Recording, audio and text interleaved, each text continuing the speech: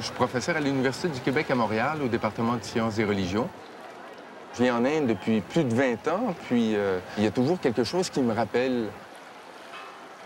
C'est la conviction des gens.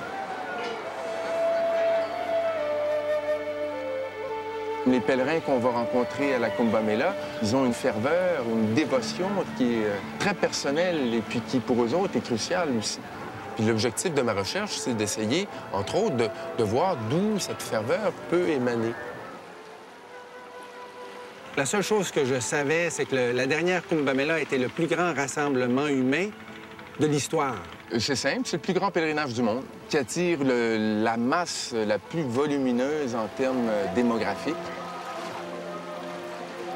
Notre culture a beaucoup perdu l'élément de foi qu'on retrouve ici. Alors, c'est un peu par curiosité, puis par désir de voir quelque chose qu'on n'aura plus jamais l'occasion de voir. En tout cas, chez nous, de notre vivant, probablement.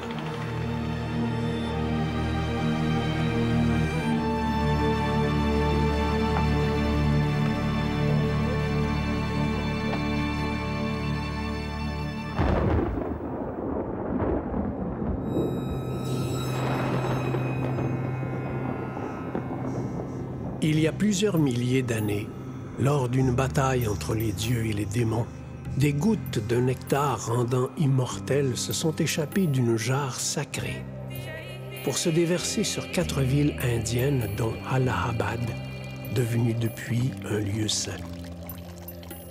Nous, les hindous, y venons par millions pour célébrer la foire de la jarre, la Kumbh Mela. Je dirais qu'un occidental qui vient en Inde peut s'attendre à un choc et que l'occidental habitué à l'Inde qui va à la Kumbh Mela peut également s'attendre à un choc.